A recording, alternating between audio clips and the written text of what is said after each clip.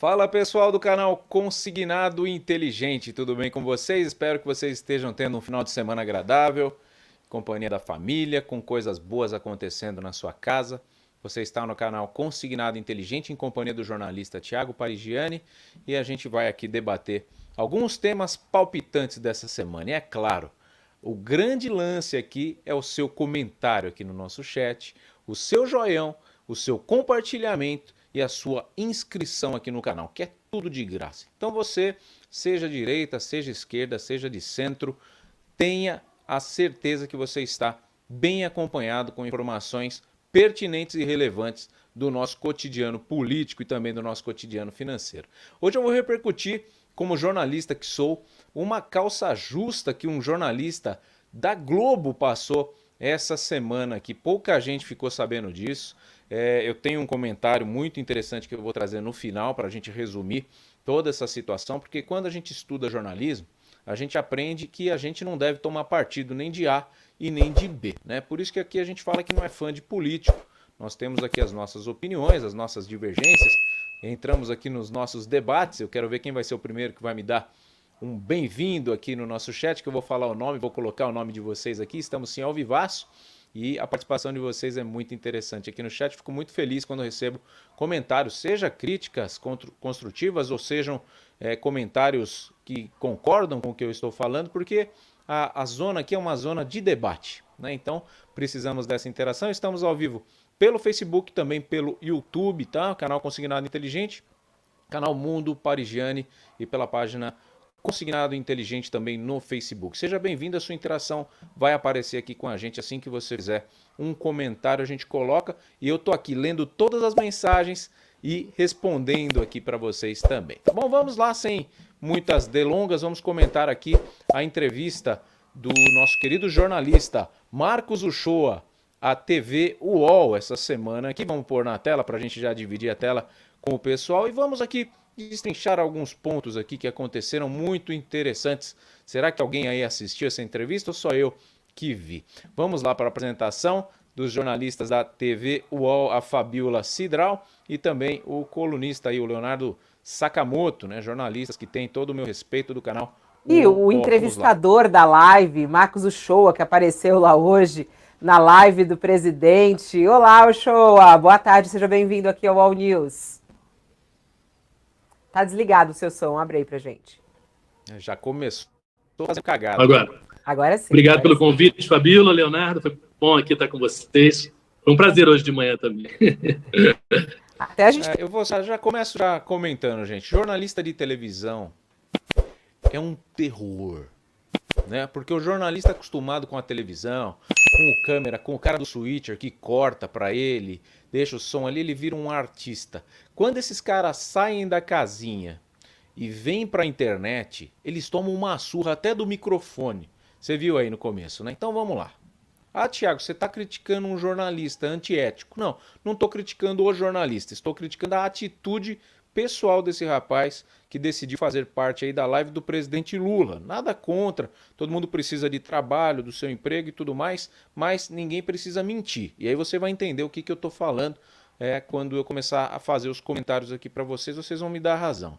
Tá? Seja bem-vindo aí o João Ramos da Silva, a Dulce Bonfim também está com a gente, o Antônio Carlos Pedro. Estou aguardando o comentário de todos vocês que estão aqui no chat. Mesmo se você estiver na reprise, fique tranquilo, porque o assunto é bem quente, é atual, você não vai ficar perdendo seu tempo aqui, não. Queria entender, Uchoa, veio essa ideia, né? Já foi falado aqui, até o ministro tinha contado pra gente na semana passada, aqui na entrevista UOL, sobre a ideia dessas lives que lá atrás já surgiram, e aí veio assim, mas só que ele vai copiar o ex-presidente Bolsonaro nas lives semanais, aí falaram, não, vai trazer um conteúdo um pouco mais profissional. Mas isso vai tirar a espontaneidade de Lula?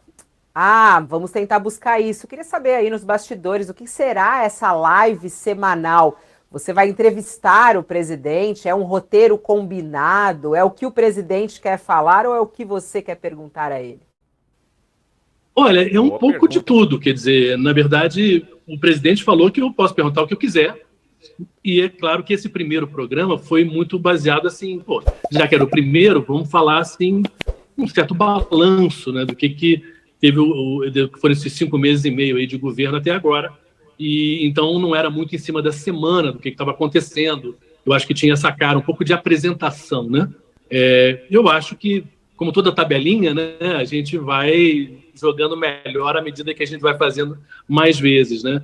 Eu acho importante que o Lula ocupe esse espaço, e eu acho que esse espaço não foi criado por ninguém, como a televisão lá atrás, alguém usou e quem usou depois copiou, enfim, e rádio também é a mesma coisa. Quer dizer, eu acho que não...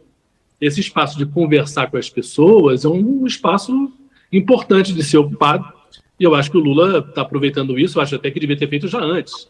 Mas, enfim, famoso antes tarde do que nunca. E a gente está começando agora. Na semana que vem ele já vai estar viajando para Roma e Paris. Talvez a gente deva ter que fazer na segunda-feira, porque ele viaja na própria terça de manhã. Então, enfim, é uma coisa do calendário dele, dessa roda viva que é a vida dele, enfim. Mas eu acho que a gente pensa também em receber perguntas de outras pessoas. Aos pouquinhos a gente abrir um canal para as pessoas mandarem suas perguntas e repassar para o presidente. Eu acho que é um projeto em construção, Fabiola. A gente não está com nenhuma fórmula, né? Que tem que ser assim ou tem que ser assado. É realmente uma conversa, né? E como toda conversa, a melhor conversa é em cima do que a pessoa responde, né? Você não chega com um questionário pronto, mas você aproveita aquilo ali que ela falou e questiona uma outra coisa, etc e tal. É por aí. Marcos, boa tarde, meio de 47. Boa tarde, feliz de ter você aqui. Bem, você trabalhou décadas na TV, né? Você é um dos rostos mais conhecidos do Brasil, né, da televisão brasileira, e agora você está fazendo com o presidente um programa que o grosso da distribuição é pela internet, né? Pelas redes. Como é que você faz? Eu queria uma análise sua, não só sobre o programa, mas tentar entender, inclusive, este momento, né? Como é que fica o papel da TV como formadora de sentidos, né? Como formadora simbólica de sentidos, assim, neste momento? Você que está, como eu falei, teve a carreira na TV, agora está tentando isso, ainda mais com uma figura que atrai multidões, né? Então, que tem audiência. Como é que você vê essa transição, assim? Você acha que a TV, como a gente conhece hoje, ela realmente vai mudar, principalmente no jornalismo? Como é que você vê esse momento de transição? Eu vejo assim, as redes sociais hoje têm um tamanho que é impossível você não considerar como fundamental em termos de comunicação. Até porque as pessoas agora estão habituadas, né, Léo, a ver o que querem na hora que querem, né? Então, aquele modelo lá atrás de que eu quero ver o programa e tem que sentar naquela hora para assistir, isso já acabou. Não é que não exista pessoa que esteja sentada na hora que a coisa acontece. Hoje eu acho que tinha meio mais ou menos pessoas assistindo simultaneamente, se não me engano. O que ele falou? Mas é claro aí, que gente? muito mais gente vai ver depois. A jornalista vai interromper. Olha isso que seja ele falou conveniente para ela. E isso, a rede social, canal YouTube, etc., tudo isso permite, né? E eu acho que isso é muito importante. Ele disse que tinha 1,5 milhão de pessoas eu não vejo mais a televisão sem pensar em rede social. Eu acho que hoje o modelo é um modelo de atender a vontade da pessoa. Eu tive no Japão uma viagem aí com o Lula, e estava lendo interessante quando isso começou, né? E começa isso com o Walkman, né? Não sei se você tem idade para te lembrar de Walkman, mas era a primeira vez que você podia ouvir uma música quando você quisesse, no volume que você quisesse, e não importava os outros, né? E depois, claro, com videocassete, com DVD, isso passou a valer também para filme, para programas e tudo. Hoje a gente vive o reino disso, né? Você é senhor da hora que você quer ver, o que você quiser ver. E eu acho que isso a televisão não entrega. A televisão, digamos assim, passa a ser um pouco complementar às redes sociais nesse aspecto. A rede social entrega mais possibilidades de você ser dono, né, do seu momento, da sua hora, da sua satisfação em ver aquilo, o que você quiser. Então, eu acho que a televisão fica um pouquinho para trás nesse momento. Embora, eu acho que eu gosto de lembrar que a gente mora num país de gente pobre, né?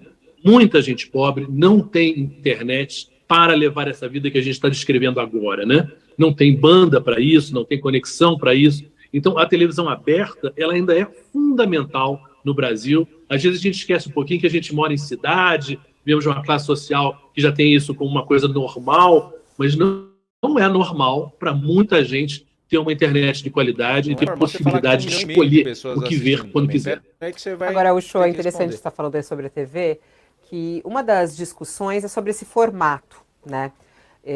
E o jeito que Bolsonaro fazia, que alguns tascavam até como tosco, por exemplo, que era ele lá, ele com um bando de papel, aí gente que entrava, que saía, às vezes comia e tudo mais. Esse jeito fazia com que Bolsonaro se aproximasse também do seu público e das pessoas, né? O formato que vocês apresentaram hoje, um pouco mais quadrado, é um formato que parece mais profissional. Isso é proposital? Quer dizer, é uma maneira até de diferenciar de Bolsonaro? E até que ponto esse jeito mais profissional que Lula tem se apresentado até nas redes sociais e que é alvo de crítica por alguns especialistas de redes, dizendo que parece cinema, por exemplo, que ele publica os vídeos e tudo mais. Isso não pode prejudicar a ideia que é aproximar o presidente dos brasileiros. Olha, eu acho que o Lula... Não, antes de responder, eu vou ter que fazer um comentário aqui. O que aconteceu? O Bolsonaro fazia as lives dele ali, né, naquela simplicidade, punha o celular na mesa, bandeira amassada atrás, vinham uns caras de banquinho, ficava assim, auto-enquadrando, assim, né, na câmera, sentava do lado dele.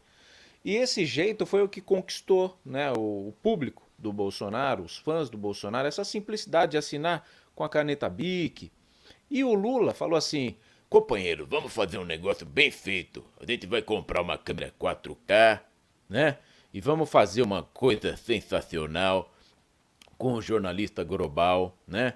E aí fez essa coisa aí que eles fizeram uma live, mas não ficou nada espontâneo, não deu certo, né? Então, o que eles quiseram fazer foram gourmetizar o que o Bolsonaro fez e deu certo na simplicidade dele ali. E venhamos e convenhamos aqui que cópia nunca é legal, né? Quando você assiste o filme o Rambo 1, o Rambo 2 já é meio caído, o Rambo 3 é mais caído ainda, né? O Velozes e Furiosos 10 que lançou agora aí, é muito mais caído que o 1, né? Porque dá aquele impacto. Então o Bolsonaro ele foi precursor nisso, não tem como questionar, e ele conseguiu a popularidade dele, mas não foi uma questão que ele queria. Era a única coisa que ele tinha, porque ele rachou com a Globo, né? Ele não tinha a Globo para falar como o Lula tem. E o Lula mesmo assim está querendo morder essa pizza que o Bolsonaro criou a receita. Mas já não foi muito certo a situação, porque deu 6 mil pessoas ali de pico, né? Uma coisa bizarra, e acabou pegando muito mal. Eu acho que isso não dura. Mas segue aí o show. Daqui a pouco você vai explicar esse 1,5 milhão. É uma pessoa muito próxima dos brasileiros. Por história dele, pela mais ser, ele tem de temperamento uma coisa muito brasileira, que ele é uma pessoa simpática, uma pessoa sorridente, é uma pessoa que toca as pessoas também, abraça, enfim, quer dizer, isso somos muito nós. Então eu acho que sobre esse aspecto ele não tem nenhuma necessidade de convencer nesse sentido. Agora eu acho que ele tem que contar o que está fazendo, e isso é importante. Eu não acredito, eu acho que a linguagem dele é fácil, eu acho que ele usa um vocabulário bom, próximo do dia a dia das pessoas. Eu acho que o nosso modelo não foi absolutamente pensado em não vamos fazer que nem o Bolsonaro. Eu acho o Bolsonaro que ele fazia tosco, acho o governo dele tosco, acho as ideias dele toscas, enfim. Então eu acho que a gente deveria fazer uma coisa melhor. Eu acho que perguntar melhores perguntas para que as respostas informem mais está na essência do bom jornalismo e da boa comunicação. Quer dizer, se uma pessoa se sente mais próxima de A ou de B porque ele está ficando mais bagunçado, ok, pode ser. Mas eu acho que o papel de um governo também, e de um presidente principalmente, é de dar uma informação, né? O teu país, como é que está, o que está sendo feito, o que está sendo pensado, o que está sendo planejado. É claro que eu brinquei lá, Ministério do Namoro, que ele falou, falei um pouquinho de futebol no final, ele obviamente estava lamentando o estado do Corinthians e da seleção brasileira. Vai ter um pouco de leveza? É claro, o Lula é uma pessoa leve, eu acho que também é importante que haja uma certa leveza, mas eu não acho que essa leveza seja uma coisa tosca. Eu acho que a leveza deve ser no sentido de ser agradável, né? A gente vê televisão simplesmente para se informar, mas também para se entreter. A gente gosta de ter curiosidade pela vida das pessoas. Então, quando o Lula hoje falou um pouquinho de quando ele era pobre e que chovia e enchia de água, o que ele fazia lá no barraco onde ele morava com a família, eu acho que a gente conheceu ali um pedacinho do que foi a experiência dele, voltando um pouquinho que vocês estavam falando ali da questão da escolha para o Supremo, né? Que é você precisa representar de fato uma experiência de vida, né? Então, eu acho que é uma mistura de tudo isso. Eu acho que vai ser bem diferente do que o Bolsonaro fazia. Você falou agora sobre o bom jornalismo, e aí até me veio isso na cabeça. Porque Bolsonaro, ele criticava demais o jornalismo, né? E tanto é que essa live era até mesmo para dizer, olha, eu não falo com a imprensa, eu tenho aqui o meu próprio canal de comunicação. O fato de Lula ter lhe chamado, você, como a gente até falou aqui, um jornalista super respeitado, reconhecido, né, por todos. O fato de ele ter chamado é um recado de, o governo Lula respeita o jornalismo, e nessa live, que vai ter esse conteúdo um pouco até profissional, como você falou, o bom jornalismo, com perguntas, com informações. Tem esse lado também, não? Eu acho que sim, eu acho que desde o começo, desde lá atrás, assim, eu conheci o Lula como jornalista, eu era correspondente lá fora quando eu conheci ele.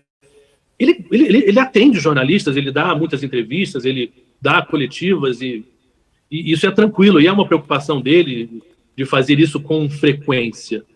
Então, esse recado eu acho que já existia, quer dizer, é claramente muito diferente a ligação do Lula com a mídia de uma maneira geral, independentemente da mídia mais crítica, menos crítica, mas ele está lá e responde as perguntas. E eu acho que me escolher para fazer, eu acho que é um pouco um reconhecimento de que a nossa profissão é uma profissão importante para a sociedade, na medida que a gente sabe fazer de uma maneira que esclareça melhor as questões, né? Que explique melhor as questões. E eu acho que o Lula não me escolheu um pouco, eu estou representando a nossa classe, de certa maneira, que foi tão atacada na época do Bolsonaro. É uma preocupação do Lula a questão do fake news, sem dúvida. Ele tocou 2 vezes nesse aspecto hoje de manhã. Eu não quis ir muito nessa direção, porque, enfim, eu acho que é um tema muito importante para tratar rapidamente, mas eu acho que numa outra live a gente vai falar disso. E eu acho que esse governo, né, por tudo que já fez, por tudo que fala, se preocupa muito com a liberdade de imprensa, com a boa informação e com a desinformação e discurso de ódio como problemas que a gente tem que conversar sobre ele. Tá desligado, Saca. Marcos, eu queria, aproveitando, bem, você foi correspondente internacional por muitos anos, né?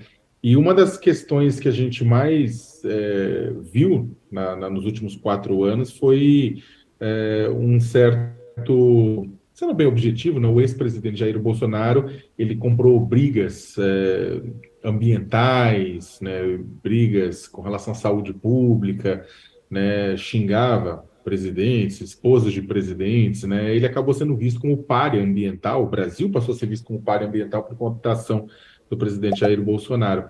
Como é que você vê, como é que você sente pelos contatos que você deve ter ainda com colegas jornalistas, como é essa tomada da imagem do Brasil neste governo em comparação ao governo passado? Olha, a diferença é enorme. E eu queria lembrar que essa construção da imagem do Bolsonaro, por ele, quer dizer, começa lá no início, né? Assim que ele foi eleito, ele foi a Davos, né? O Lula já foi a Davos, muita gente já foi a Davos, Fernando Henrique, enfim. E lá você tem 45 minutos como chefe de Estado para falar. Ele usou, acho que nem 15 minutos. O Bolsonaro, eu acho que, em parte, ele brigou com o mundo porque ele não tinha o que dizer, entendeu? Ele não tinha o que propor, ele não tinha ideias, ele não tinha opiniões embasadas sobre problemas mundiais. E isso fez com que a gente fosse realmente escanteado pelo que ele falou e pelo que ele não falou, pelo que ele não se apresentou para discutir e representar, né? O Brasil é um país muito grande e muito importante no mundo. É muito esquisito que qualquer presidente brasileiro não seja recebido e não seja convidado. E foi o que aconteceu nos últimos 4 anos. O Lula já tinha uma presença internacional muito forte. O primeiro ano de governo dele, 2003, não estou falando em 20 anos atrás, eu me lembro que eu cobri o primeiro, era G8, na época o Putin ainda estava, a Rússia estava, e eu me lembro no final ali daquela foto de família, o Bush indo para falar com o Lula, o Chirac indo para falar com o Lula, sabe? Porque ele representava um país importante e com uma experiência importante. Voltando àquele tema que você falou, quer dizer, quando você fala de pobreza no mundo, de fato, qual o líder mundial que tem estofo para falar de pobreza? É o Lula, né? Agora, a gente, obviamente, tem o tema do meio ambiente. E a Amazônia é o primeiro, o segundo e o terceiro tema que o mundo quer saber do Brasil. E, claro, a Amazônia é muito importante, o meio ambiente é importante. Na época do governo Lula, de fato, e com a Marina, havia um cuidado com o meio ambiente que o Bolsonaro jogou fora, pelo contrário, ele fez muito mal ao meio ambiente brasileiro. Então, há uma certa, conversando com colegas, como você perguntou, há um certo alívio, né? Há um alívio de que tem alguém que fala cré com cré, que está preocupado com o meio ambiente, que é uma coisa que todo mundo se preocupa, mas e que quer conversar. Mas e quando fala uma besteira, o Shoa, por exemplo, do Maduro, né? E até eu fico perguntando, a gente sabe da sua veia jornalística, né? Você nunca deu pergunta ali, né? Como é que vai ser fazer esse papel? Tá do outro lado nesse momento? Porque assim, claro, você está lá como um jornalista, mas é um produto do governo, é uma comunicação oficial do presidente. Não tem como ser imparcial, a gente sabe disso, você não está ali como um repórter da TV Globo, como você foi por muitos e muitos anos. Como é que fica a tentação como jornalista, né? Por exemplo, agora que você está falando sobre a questão internacional, a fala dele, polêmica relacionada a Maduro, a fala relacionada à Ucrânia. Como é que vai ser se segurar para não ir para polêmica com o presidente? Olha, eu acho que a conversa será feita, quer dizer, quando aparecer o tema, e eu tenho a minha opinião sobre isso, até porque no caso da Ucrânia, eu conheço bem, fui 4 vezes à Ucrânia, conheço bastante daquilo ali, e acho que no caso da Ucrânia, faltou uma melhor comunicação do Lula, no sentido de que, quando ele fala que o Zelensky tinha responsabilidade e que a imprensa leu como se fosse a mesma responsabilidade do Putin, não foi isso bem que ele disse, ou pelo menos não explicou como deveria ter explicado. Que eu acho claramente que ele não acha que o Zelensky tem a mesma responsabilidade do Putin. Seria um absurdo. Agora, que o Zelensky tem responsabilidade? Tem. Durante 2 meses antes da guerra começar, tinham 190 mil soldados russos na fronteira com o Putin falando. Ou você diz que, ou o Zelensky diz que não vai botar uma base da OTAN, ou a OTAN diz que não vai botar base lá. É claro que a mídia, de maneira geral, e muitos líderes internacionais bateram o tambor da soberania. E é claro que o tambor da soberania deve ser batido. Mas se eu sou assaltado por algum ladrão que bota uma arma na minha cabeça e eu digo, mas a minha soberania, você não tem direito de fazer isso e eu não entrego a minha carteira, eu posso sofrer uma consequência, certo? Então, dizer que o Zelensky não tem responsabilidade, considerando o horror que a Ucrânia está sofrendo e vai continuar a sofrer, é complicado. Em relação à paz, ele propor a paz, eu acho importante. A Ursula von der Leyen esteve aqui ontem, a Europa está pagando uma conta altíssima por essa guerra em termos de preço de energia, preço do gás, preço de armamento, inflação. O mundo, né, está sofrendo com o negócio de fertilizante, preço de alimento, inflação, tudo isso também tem a ver com a guerra com a Ucrânia. Então, achar que a Ucrânia vai ganhar uma guerra da Rússia é possível? É. Provável? Não é. Né? Por toda a ajuda do Ocidente, achar que uma população de 100 milhões de pessoas a mais que a Rússia tem, e com todo o petróleo que ela tem, todo o gás que ela tem, que ela vai perder uma guerra da Ucrânia, acho difícil. Acho difícil também dizer que a Ucrânia, que a Rússia vai ganhar da Ucrânia. Também acho que não vai ganhar, porque com toda a força do Ocidente dando arma ali, a Rússia não ganha da Ucrânia. Então, sobra uma coisa um pouco lógica, né? Quem é que vai começar a falar de paz para ver que paz seria possível? Mas vamos chegar à situação da Síria, 12 anos de guerra que a Síria está vivendo agora, claro que uma guerra num mais baixo, mas é uma situação, os refugiados, 8 milhões e 200 mil ucranianas morando fora, você vê esse horror da destruição da represa, a destruição do meio ambiente. Quer dizer, a guerra da Ucrânia, eu acho um tema importante e acho que o Lula está muito mais certo do que errado. Eu acho que ele talvez pudesse ter explicitado melhor, explicado melhor a posição dele. Mas eu acho importante falar de paz. Em relação ao Maduro, voltando à tua pergunta, já o Maduro, eu acho que ele, digamos assim, era importante que a Venezuela voltasse? Era importante. mas eu acho que ele passou muita manteiga no pão, digamos assim. Não não precisava ter elogiado, porque o Maduro tem coisas que não merece mesmo essa manteiga toda. E eu acho que eu comentaria, perguntaria à vontade, quer dizer, eu acho que eu não estou ali para puxar o saco do Lula, eu estou ali para mostrar, ajudar o Lula a passar informações dele. Algumas eu vou concordar, outras eu não vou concordar, e é da vida. E eu sou assim, eu brinco com pessoas que me cobravam posições políticas, eu falei, eu não concordo com tudo que a Tereza, minha mulher, e eu não estou casado com ela há 41 anos. Então, não ser outras pessoas ou outras mídias que eu sou obrigado a concordar com tudo. É muito curioso, Shoa, porque até aqui nos bastidores, as pessoas mandando mensagem, falam assim, nossa, é tão interessante ver os jornalistas da Globo, né, que eram da Globo, porque você sempre vai ser, né, essa imagem que as pessoas têm, né, e falar da opinião, trabalhando com o governo Lula, fazendo a live. Então, assim, como é que você se sente desse lado aí? Olha, eu tive muito prazer em trabalhar na Globo. Agora, a minha carreira na Globo ela foi muito ancorada em duas áreas que eu ficava um pouco protegido do lado que eu diria que eu não concordo tanto com a Globo. A minha área foi muito internacional e muito esporte, né? E no esporte, na área internacional, digamos assim, a minha maneira de ver, e eu não acredito num jornalismo que não mostre, de certa maneira, o seu um pouco para que perguntas você faz, quem você escolhe para ser entrevistado, já é uma decisão, né? Já é uma decisão política. Então, eu acho que eu fiquei um pouco fora, digamos assim, dessa crítica que se faz, muitas vezes com razão, cobertura jornalística da Globo.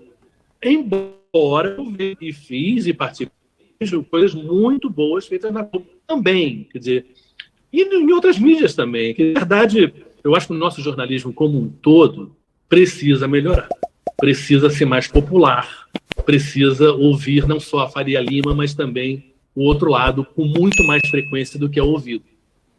Isso explica um pouco a minha posição política. Quer dizer, eu quero um Brasil que atenda a mais, que vê essa pobreza toda na rua, me faz mal pessoalmente. Quer dizer, eu acho que a violência também faz parte disso, essa pobreza, a gente vê criança dormindo na rua. É uma coisa que não é uma tipo de sociedade que a gente gosta. E eu acho até curioso, quantas pessoas bolsonaristas foram para Portugal, né? Um governo socialista que você não vê essas mazelas todas e as pessoas elogiam. Sim, por que não vamos fazer isso aqui? Né? Vamos tentar fazer um Portugal aqui no Brasil, pelo menos, né, diminuir. Acho que essa é a proposta desse governo, e sobre esse aspecto eu apoio o governo Lula. Votei no Lula, mas lá atrás já votei no Fernando Henrique. Tá já votei, então, uma pausa. A gente está repercutindo a live, né, do presidente Lula, que foi comandada pelo jornalista ex-global Marcos Uchoa, e ele trouxe o dado da audiência, né? E a gente está aqui repercutindo e embasbacado, porque parece que a UOL TV cortou o debate da jornalista com o Uchoa quando ele fala em 1,5 milhão, porque deu pico de 6 mil, né? Não teve essa audiência. E aí eu vou terminar de assistir para a gente contextualizar, mas eu já tenho o trecho que foi aqui, não escapa nada, não. Você que está chegando agora, fica comigo.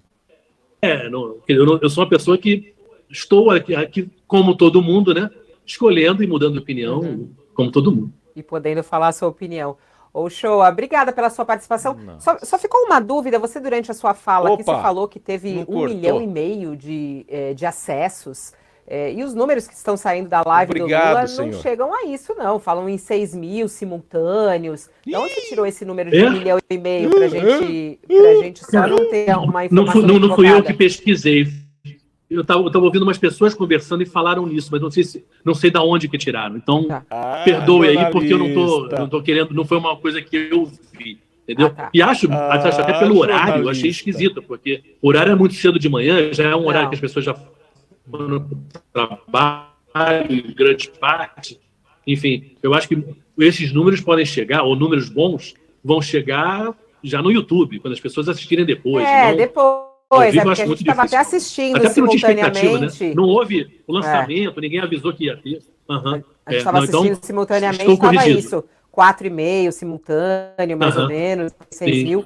Então, só para a gente não também trazer esse esclarecimento. Eu acho que a gente devia ter, eu acho que deveria ter sido divulgado com muito mais antecedência que ia ter o programa. Mas, enfim, agora aconteceu. O importante foi ter feito. Semana que vem tem mais.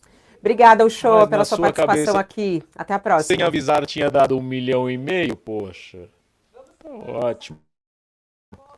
Bom, não cortou, menos mal, ó. Puxa vida, fiquei quase preocupado, porque achei que iam cortar o trecho que eu vi, inclusive no programa Pânico, né, que foi mostrado esse debate justamente da jornalista com o Marcos Uchoa. Não foi 1,5 milhão o Uchoa, e jornalista quando não sabe deixa, é assim que eu aprendi. Bom, enfim, o Uchoa é um jornalista, né, fama internacional, correspondente, ganhou muito dinheiro na Globo, mas o padrão de vida desses caras fica alto, e quando eles saem da Globo ou esse jornalismo moderno começa a acabar com revistas e jornais e acaba empurrando esses caras só para televisão, o Geraldo Luiz é um que está fora da televisão. Você não acha que o padrão de vida do Geraldo Luiz é alto? É alto. A fatura do cartão de crédito desse cara é alto. O Marcos Uchoa é alto também, é alta também o limite, o gasto, né? E eles precisam desses trabalhos. Só que eu sempre aprendi que o jornalista não deve se envolver com política.